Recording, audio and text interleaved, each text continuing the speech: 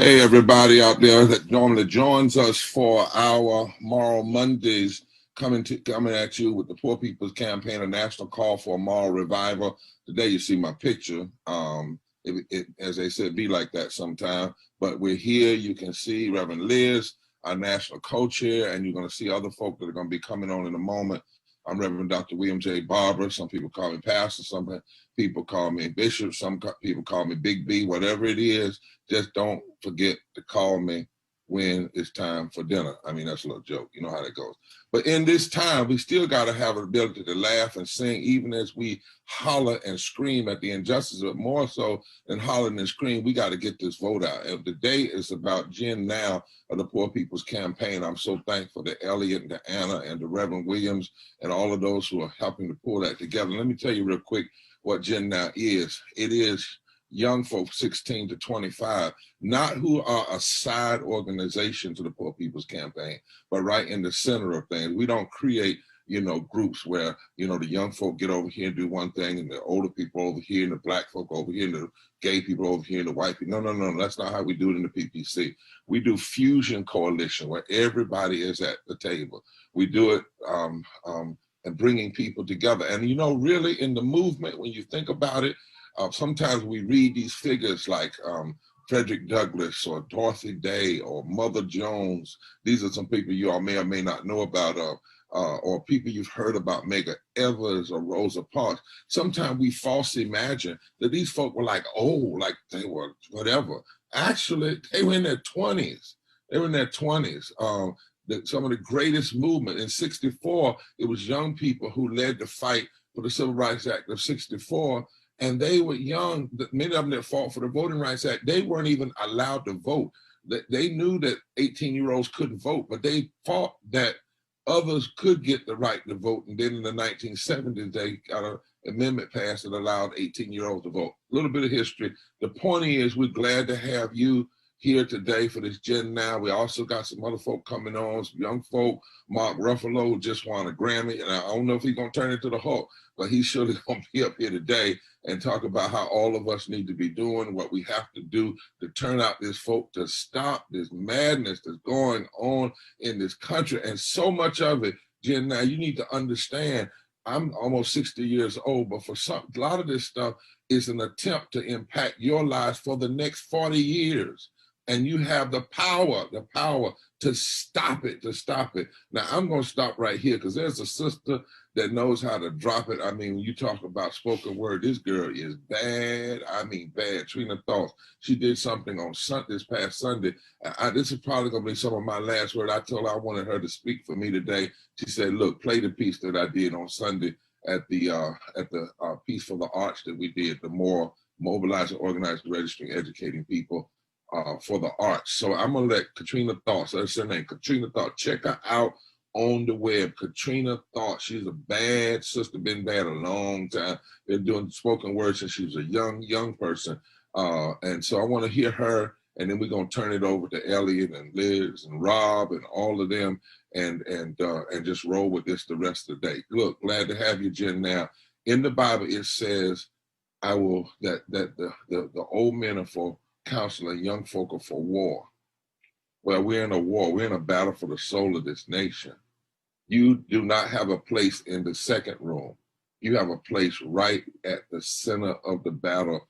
It's got to be done. We cannot do what needs to be done without you. Thank you so much. Thank you so much. Thank you so much. Hit Katrina Thoughts. Hello. Is anybody home? This is a national call for moral revival. We are campaigning poor people's survival. We are baptizing them in the holiest of waters. We are putting our laws in order of the land. United we stand, or divided we'll fall. The evils of systematic racism affects us all, especially those in poverty. And poverty tastes all too familiar to me. It tastes like stomach pains and hunger cramps, because food stamps only come once a month, and once upon a time we got a stimulus check, but the last time I checked, each month we were burying our babies because the war of the economy don't want to save them. This nightmare, it's on my street as I hear the screams of a mother's defeat mixed with stray bullets, tears, and drive-bys, bloodshed, sirens, gun blasts, and the cries of our at-risk youth. Funeral homes are more than happy to assist you, and gentrification is pallbearers that see our value, waiting to raise the property value because they don't mind burying our children along with our culture. These vultures fly above high rises on the arise as they build landscapes on top of sidewalk graves for those that couldn't escape. Memorials are replaced with wealthy new neighbors, neighboring the ecological devastation that affects our nation. And it is distorted morality that is the new reality. And it seems like we're on a reality show, but the power, it's in our vote. This is the will of misfortune. Not voting put our lives in jeopardy. The price we paid made it right. Who wants to be a millionaire if you're not providing adequate health care? Don't press your luck by passing the buck, because fear is not a factor, because whose line is this? Our country is now ran by an apprentice, and this is as real as it gets. Too much is on the line, because when the family feud, we lose every time. So go out there and vote, no matter how you feel. Don't let them take your power. Deal or no deal. You hear that sister drop it? She said, don't let them take your power. Deal or no deal. No compromise, no taking my power. Listen, I just got word that Mark Ruffalo had to cancel because of some things are going on. There's so much going on, this crazy vote about the Supreme Court, but he sends his love. Other people sends his love. Jason Collins wanted to be on with us today, but he had some things that, just so many things that are going on. But you're here, that's the main thing, and we always feature that. In this country right now, and Liz is gonna lay it out for you, I just wanna say two things. Over half of children are living in poverty. Over half of children are living in poverty, and it does not have to be. That's why you must be engaged. We were in a conversation one time, and we were talking about rate. We said we need to raise the living wage to $15 an hour, minimum wage to $15 an hour. Politicians said to us, basically, young folk don't need that kind of money. Most of them don't need that level of money. You know what I'm saying? This is how they think. This is how extremists think. And they will continue to think like that until all of us make our power known at the ballot box. We also, in our movement, recognize you don't elect perfect candidates. What you do is you find the candidate that's closest to what you're trying to do. You put them in office, vote against the candidate that's literally trying to hurt you. And then once you get the people in office, then you push them hard. That's why our campaign is, we are calling people to do more. Mobilize, organize, register, educate people for the movement who vote. And we normally meet about Mitch McConnell, that Senate leader. Let me tell you, he's been there a long time, too long. But the things that he has said, we actually have a tape where he says, I am the Grim Reaper. I don't know if we're going to play that today, but it'd be good to show people that. I am the Grim Reaper. And basically what he's saying, all the bills that are about expanding voting rights, raising living wage, healthcare, he says, I'm going to put it in my desk and close it, and I'm not going to allow it to even come to the floor. Well, guess what? The things he's not allowing to come to the floor is having devastating impact on people from 16 to 25 years of age. I'm telling you, you all, your power must be felt. And as Trina just said, deal or no deal, because when the family feuds, we all lose. We are the deal. There's no deal they can cut that should keep us from exercising every bit of power we have. I'm out for this. Turn it over to Liz, turn it over to Elliot, turn it over to Anna. Do what y'all need to do. God bless you and take care. Well, thanks so much, Reverend Barber, and thanks indeed everybody for joining us today for this Moral Monday. You can see on the screen that we have a number to call, a bit.ly link to follow. We are trying to flood Mitch McConnell's phone lines. We're trying to shut them down because he must pass a just stimulus bill. Still, there is time. People are in need. People are in danger. People are in suffering. And so please make sure that you follow that link and you voice your concerns as we get ourselves ready to vote in this election. I want to bring Elliot and Anna on. I want Elliot to explain a little bit about this Moral Monday, and Anna to say a little bit more about GenNOW and why we're doing this the way we're doing it, and why it's so important for us to be rising up together and making our voices heard. So I'm going to turn it over to you, Elliot. Welcome. We're so glad that folk are here with us. Awesome. Well, thank you, Reverend Liz.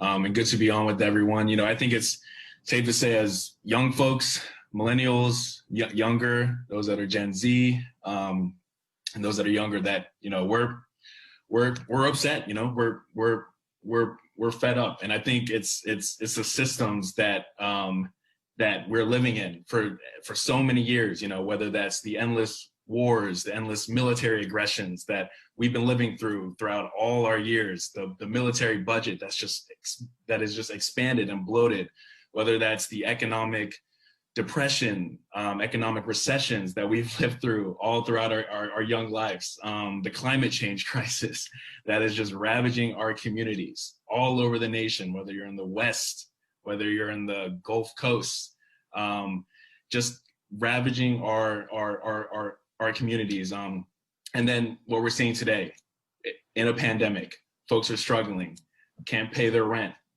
living in the streets. And we're seeing our elected officials, we're seeing Mitch McConnell in particular, not adhering to the people, not passing a COVID relief bill, and ramming through with the Supreme Court judge and also many other federal judges on the bench while people are dying, people are hungry, people are starving, people are crying.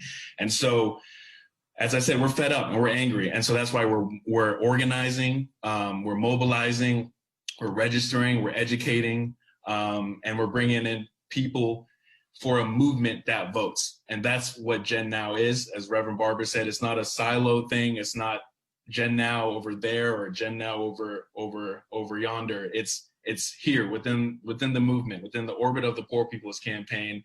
And as young leaders, you will hear them today talk about why they are part of the movement, why they're voting, and why they're organizing, and why we're going to change this thing around, and why we're going to build for a better future for tomorrow. And you know what, Elliot? When you just said something, I wanted to drop this in what you just mentioned. That's why these bots and these folk are using all this stuff to go after your generation to get people not to vote, because they know the power, right? They wouldn't be doing it. And one of the things we want to drop right now is also when it comes to voting, because that's the thing they're targeting GenNOW. But the deal is the current occupant of the White House got there by 80,000 votes. I want folk to get that. 100 million people didn't vote last time. 34 million poor and low wealth people didn't vote. The number of young people who did not vote, and I get it, y'all. I've been doing this ever since I was 15 years old, that there are times that you said, dog, why can't somebody just do a whole agenda? And I get that. But the other piece of it that we must own is we don't know what we could have if 75% of Americans vote. We don't know, Elliot, what kind of thing we would have in elected people and policy if 75% of young folk voted. Let's try to figure that out. Let's try that one time. That's what we need to do. We need to see what it would look like if all of us engaged. And I want to encourage that, all of these folk that we mad at, the DA in the Attorney General in Kentucky that didn't do right by Breonna, if the massive vote of 75% turned out, he's not there. McConnell's not there. Lindsey Graham's not there. You could go down the line. Trump's not there. Now, I'm not saying that. And on the other hand, if we do that and let's say you vote for Democrat because we're nonpartisan on this call, they would know. They would know they didn't get there without your vote. They would know that they have to respond. We have to make sure that when the totals are given, that nobody can say any group was not there in the mix. That's the key. That's the key. That's right. That's right. No, you're right. And, I think, as you said before, Bishop, as young folks, we have power, and we just got to utilize it. We got to get out to vote, and we got to mobilize and organize. And so that's what we're doing now. And that's what we will continue to do, pushing after the elections, for sure. Yeah. Exactly. And that's why we have GenNOW, right? Like, what's important about GenNOW and this group is that we have brought together young leaders from across the nation to do more in their communities. These are young folk who are impacted by the systemic injustices today, who want to empower not only themselves, but others within their network to build a new electorate for low-income people of all races, religions, sexualities, and geographies to vote and organize around a moral agenda to transform this nation. So that's why this group is so important, and we're so excited that everybody's getting a chance to hear their stories.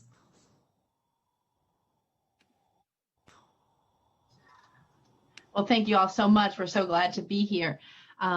I think we want to turn it over to the first young person that's going to be here with us today, Celeste Coffin. They're from Indiana. And what I want to ask you is, what do we mean? What do we mean when we say we must do more?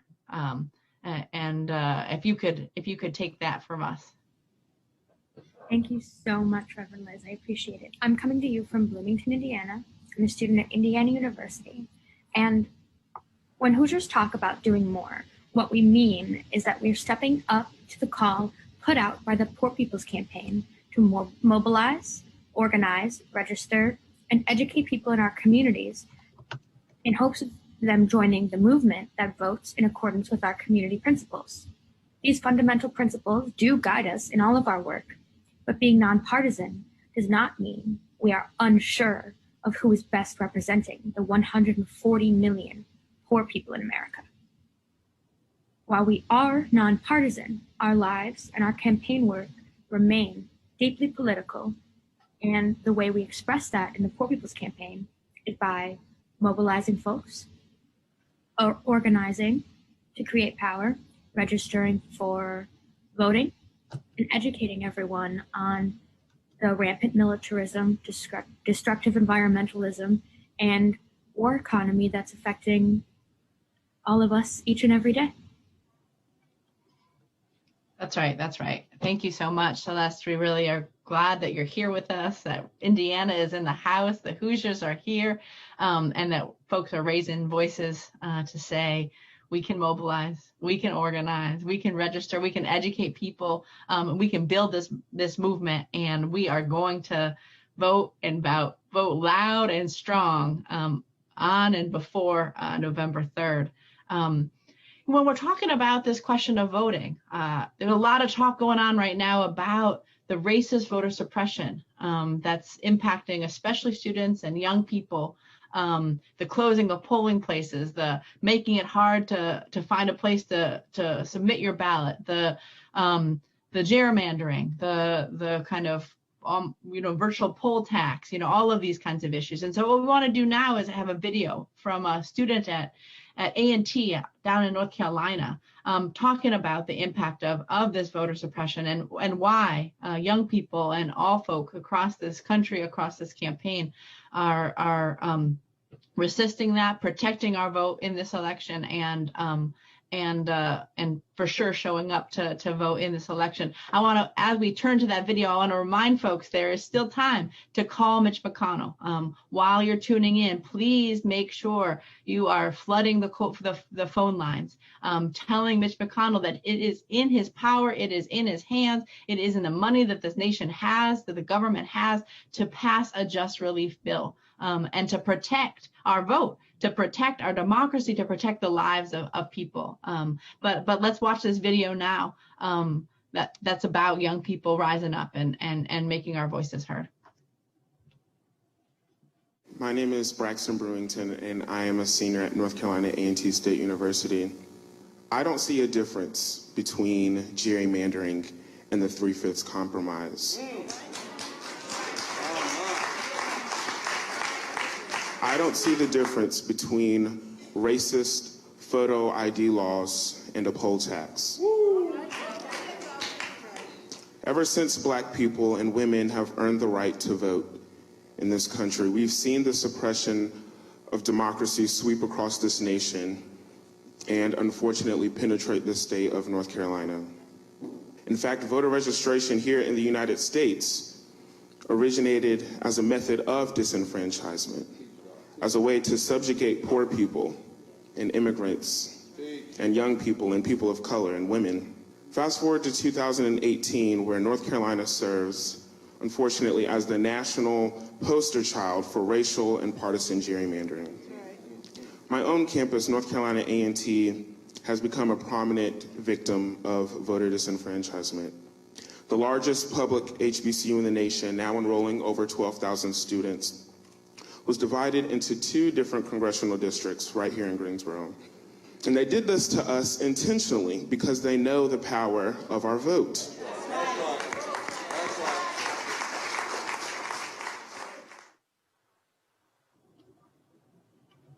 Awesome. Well, even though that was an example in Greensboro, North Carolina, we know that voter suppression is happening all around the nation, especially in college campuses and universities.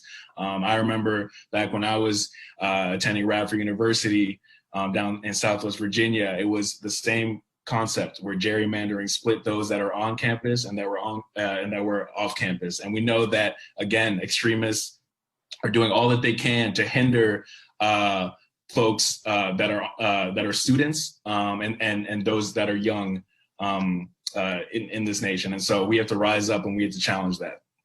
I'm going to move ahead to our next testifier. Her name is Julia Kennedy, and she is organizing with the Deaf PPC, and she is a student intern at the Cairo Center.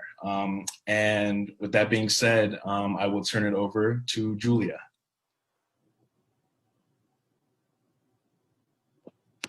Hello, everybody. My name is Julia Kennedy. I am currently a 3rd-year student at Hampton University, and I'm also a visiting student at Gallaudet University. Hampton University is an HBCU, and Gallaudet University is primarily for deaf and hard of hearing students. I'm from Virginia, and I'm a proud Black woman and happen to be deaf and have cerebral palsy. I'm also proud to be an intern with the Poor People's Campaign. Thank you so much for inviting me to be a part of this event. It's an honor. I am part of the PPC movement because I have seen how systemic racism and poverty have affected the opportunities that were available to me in school. And I see how it affects people of color, poor people, and people with disabilities in my community. When people see me, they tend to either feel sorry for me or they do whatever they can to silence me. But I won't be silent. I think that voting is very important, and I have participated in every single election since I've been 18 years old. I am passionate about voting because my ancestors have fought from slavery all the way until the civil rights movement and up to the present day so that I could have the right to vote. We need our voices to count so that we can elect politicians who listen and will make policies that benefit women, the deaf community, people with disabilities, and people of color. As a person with a physical disability, I don't have the same employment opportunities as able-bodied people and other people that are my age. In order to afford college and other expenses, I receive Social Security income benefits. I'm not ashamed of the fact that I receive Social Security income benefits, but I would like to have additional opportunities to work and to pay for additional expenses on my own. I encourage all of you to vote. Currently, I'm working with the Poor People's Campaign for a text banking effort, specifically to target low-income voters in 10 different states around the country and let their voices be heard. So far, I've texted over 1,700 people, and I will continue to text thousands more in this week alone. Deaf and disabled students all around the country have similar struggles that I do to get a good education, a quality education, and to find employment and good paying jobs. At Gallaudet University, last year, over 10% of the undergraduate students had to leave their school because they could not afford the cost of their room and board, the dorms, the food, tuition, and other necessities. This is just not okay. The fact that they had to leave their school because of financial needs, that's unacceptable. Deaf and disabled students, and all students for that matter, all across the country, should have a right to education they want at the quality and level that they want, and the ability to become full and passionate contributors to our American society. We need to build this movement so that we can have a country where everyone has a right to live, the right to learn, and the right to thrive in this nation. Thank you so much. Thank you, thank you, thank you, Julia. Y'all heard it, right? Julia has been texting thousands of people, is telling us the reality of what's happening for young people, for students that are trying to get an education in this country that is the richest country in human history, and yet is saying no, no, no to students, especially poor and low-income ones. We really appreciate the work you're doing, the organizing you're doing, the power you're building, the power that's growing. And now I want to bring on, I think we've already brought on Haley Bennett. And I want to talk a little bit with you, Haley, about what does it mean? You know, the Poor People's Campaign, we launched this study this summer that says that poor and low income people hold the key to shifting the entire political calculus of this nation, right? That when we unleash the power of poor and low income voters, everything can change. But so what does that mean? What does it mean when we say poor and low income people, that young people are the key to changing the political calculus of the United States? Yeah, thank you, Liz. Several reasons that poor and low income people do not vote are lack of accessible transportation to the polls, voter suppression laws, issues not being mentioned in the political discourse, as well as just misinformation in the campaigns overall. A movement always needs deep political analysis and data connected to the struggle to fully understand what we're fighting for. One thing we can't do is be loud and wrong. For example, in the 2016 election with Donald Trump and Hillary Clinton, approximately 43% of eligible voters did not exercise their right to vote. If a small percentage of the millions of eligible voters who did not vote would have participated in the 2016 election, there could have been a huge sway in the poll outcome. And also relating back to voter suppression laws, if 1 to 20% of non-eligible voters in 2016 voted around a common agenda, it could shift Senate, local, and also presidential races greatly. We must all come together on a common moral agenda to enact change. And poor and low income people and the youth are the rising generations. We are living in a moral movement, and I think that's a huge thing as of right now. And PPC is nonpartisan, but we are committed to rising against candidates who go against our morals and beliefs. And being from Louisville, Kentucky, with everything that's going on right now, I wanted to bring up Mitch McConnell and highlight the Moral Monday call on Mitch McConnell demanding him to pass another COVID relief bill. Our youth and low-income individuals can come together to bring that change. And relating back to what Reverend Barber said, Senate is an elected position. Attorney General is an elected position. The presidency is an elected position. We literally have it in our hands, the power to change all of these positions. And I think that we can. Thank you. Awesome. Well, y'all heard Haley, and she's in Kentucky. She's in the thick of it. She's been there and has seen all that's going on. She's got a senator. She got two senators actually that are that have been practicing malfeasance in the Senate, not passing a COVID relief bill and continuing to ram judges to the federal bench and to the Supreme Court. So we thank you, Haley, for speaking to the issues, speaking to what's going on in Kentucky, and why we're voting not on a political candidate or a political party, but around a moral agenda to heal this nation. And so with that being said, I'm going to turn it over to Nisha Nicole in North Carolina, and she's gonna come on and sing a song to us. And she's going to come on right now. Nisha, are you on? Yes, I'm on. Hi. We are new, a settling force, and we are powerful anew. A settling force, and we're here anew.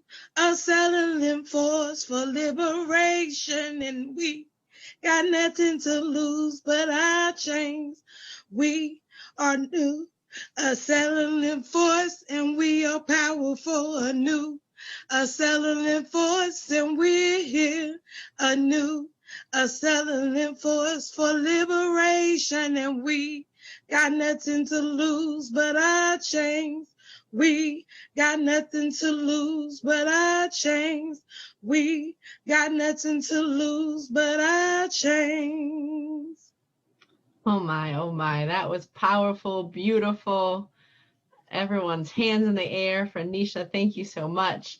That phrase that we're a new and unsettling force comes from a powerful quote that the Reverend Dr. Martin Luther King said as he was launching the 1967-1968 Poor People's Campaign. He said, "The poor and dispossessed of this nation live in a cruelly unjust society. They must organize against that injustice." Then it continues and it says, the poor basically have the power to, when taking action together, to be a new and unsettling force in our complacent national life. And so thank you so much, Nisha, for sharing that song, sharing those words. And indeed, poor people across this country are rising up and becoming that new and unsettling force. I now want to turn it over to Vanessa Barksdale from Maryland. And I want to talk about, what does the Poor People's Campaign mean when we say moral fusion organizing? What does it mean that we're trying to do, and who we are and who we're bringing together? And thank you so much for joining us today and bringing this wisdom to everybody out there. Yeah, no, thank you for having me. And this is an absolute pleasure. For me, moral fusion organizing is most intellectually honest way of getting things done and actually achieving real substantive progress. And by understanding the fact that my experience is different than someone who looks absolutely completely opposite of me, and understanding that the variances and the differences in race, religion, gender, sexual identity, all those things are very unique, but all those collective identities can create the most effective collective solution. Just off the top of my mind, there was an initiative that was implemented in part by our military in Afghanistan called the Soybeans for Agricultural Renewal in Afghanistan initiative, a very expensive program, $1.5 million. The idea was we're going to bring a whole lot of soybeans into Afghanistan, and we'll give the farmers there, A, lots of food, so to address malnutrition, and B, new business. And they didn't think about the fact that the soil in Afghanistan isn't conducive to soy. Also, they don't like soy. They don't like the taste. It doesn't really it doesn't match their diet, and they just collectively don't like soy. So that is an expensive solution that they really could have could have been addressed differently. And I've discovered over my time organizing in Black counties and white counties and religiously diverse institutions, and then institutions that look with people who have the same faith as me. Not listening to other people is a waste of time and waste of money. So moral fusion organizing is the best way to be able to execute our agenda and our ideas.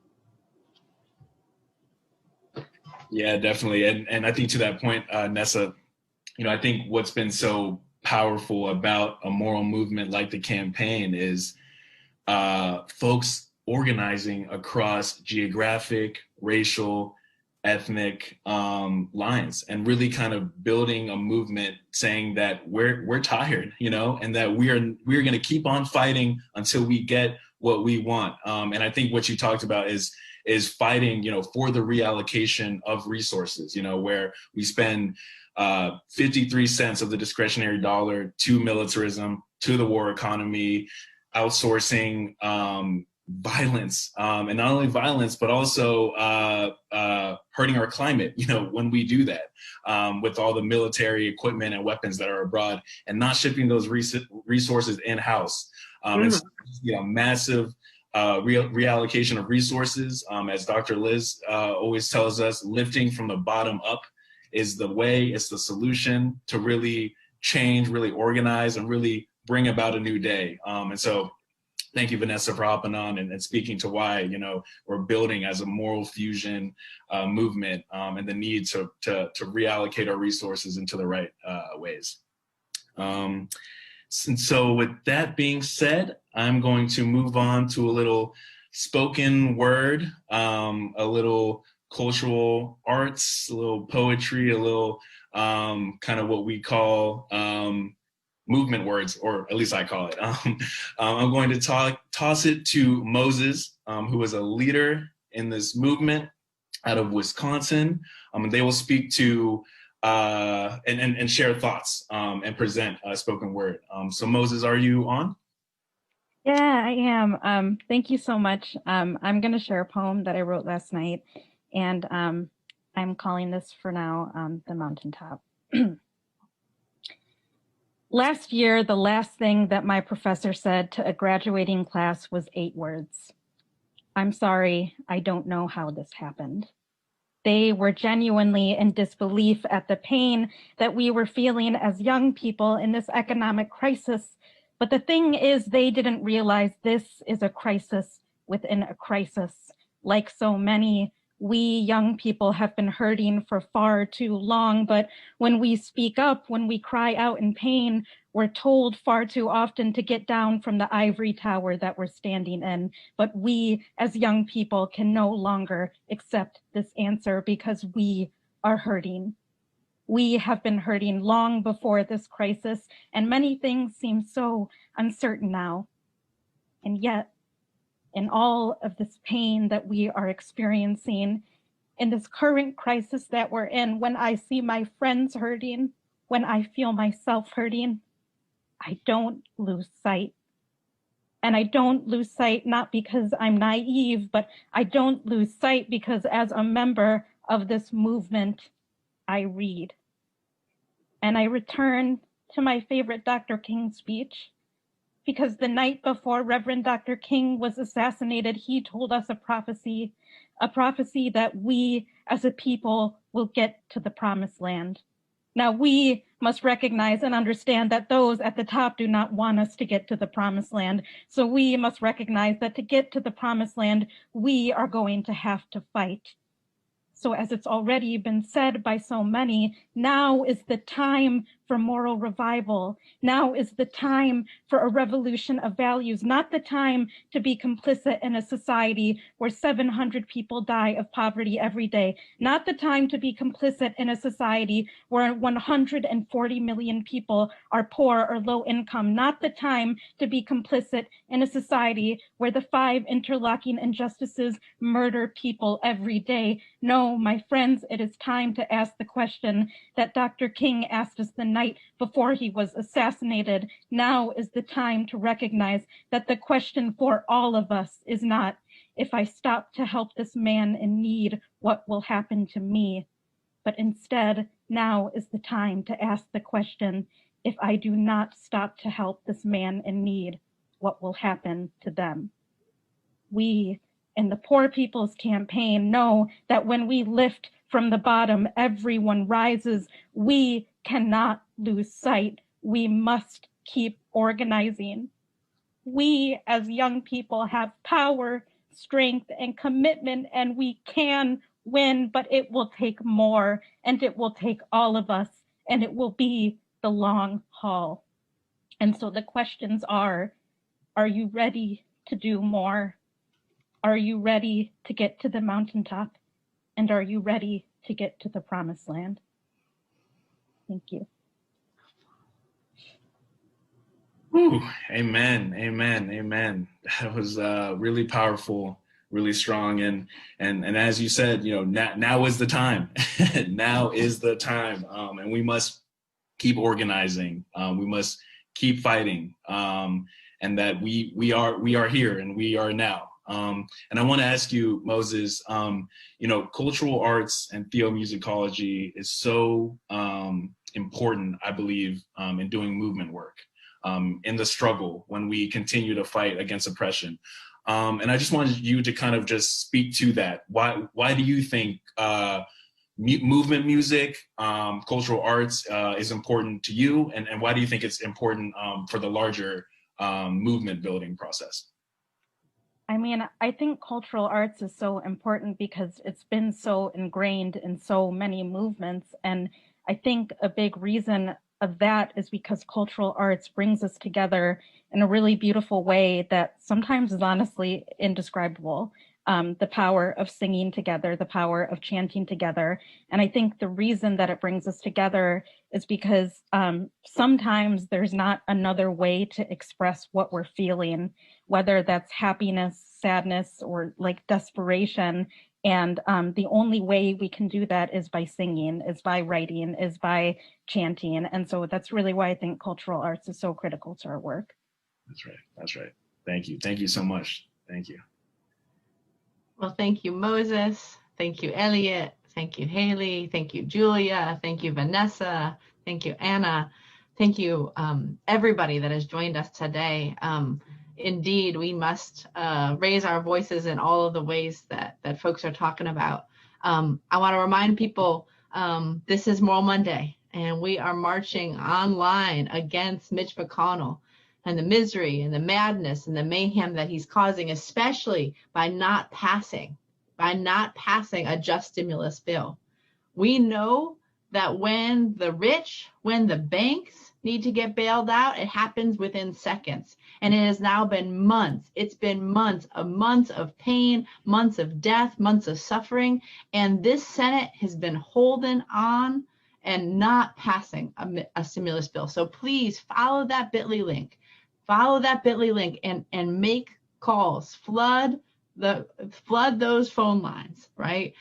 Make your voice heard. Say that we will not stand for this. If you're from Kentucky, say you're from Kentucky. If you're from Wisconsin, say, what Mitch McConnell is doing is not just impacting Kentucky, it's impacting Wisconsin. So please make sure that you're raising your voice and waging your concern right there. And again, we do these because we know that we have the power to change. to change the way that the society is organized right now. And that starts with folks, you know, coming together and mobilizing and organizing and making sure that we rise up and we vote, either if it's in early voting, if it's an absentee ballot, if it's in-person voting on November 3rd, please make sure that you register your vote. You register your vote and make sure that your voice is heard, and then make sure you're involved in a movement that is building power.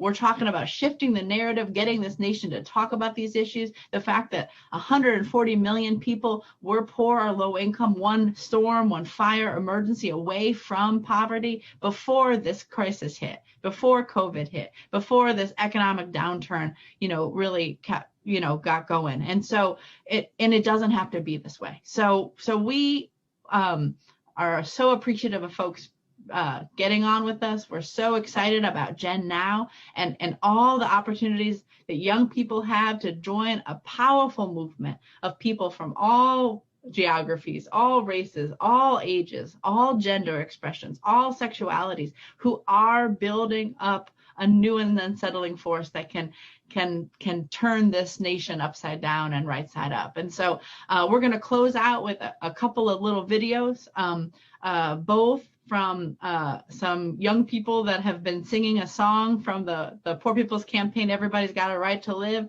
And then we're going to also have a video that's you know, about other people, you know, rising up and voting and making sure that we register our concern and register our voice. Now, one last thing, if you are not already involved in the Poor People's Campaign, if you have not already signed up to do more in this election, please go to vote.poorpeoplescampaign.org. Vote.poorpeoplescampaign.org. You can sign up to volunteer even this next week. We're phone banking, we're text banking. You can also just get connected to other people with GenNOW, other people from all across the country that are organizing. But please. So I work with Maryland, with Maryland's Democratic Party. I just wanted to make sure that she has everything that she needs to be able to cast her. Oh, that was someone right now. There's folks registering people, making sure our voices are heard. We're going to turn it over to this video. We thank you all for joining us. You know, we're nonpartisan in this movement, but we're making sure that folks get out there and make our voices heard. We vote around an agenda that says healthcare, that says living wages, that says education, an agenda that says power to poor people, so that we can make the power structures of this nation say yes when they are at this point saying no to us. But so thank you for joining us. Please tune into this video and rise up and vote on November 3rd and keep on organizing. Everybody's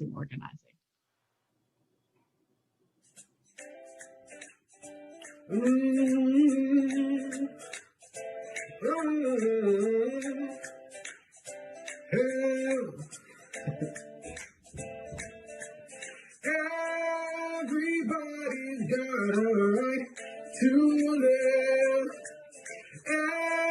Everybody's got a right to live.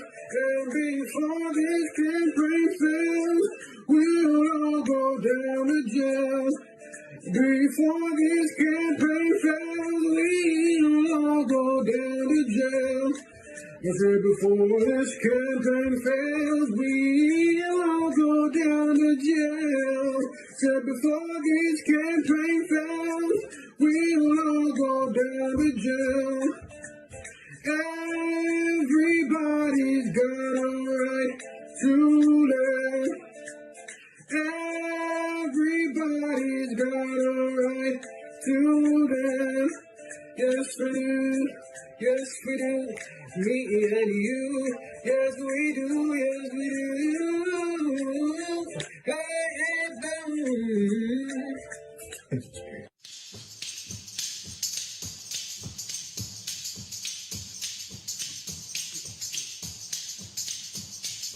Come on, come on, come on. Don't you wanna vote? Come on, come on, come on. Don't you wanna vote? Come on, come on, come on. Don't you wanna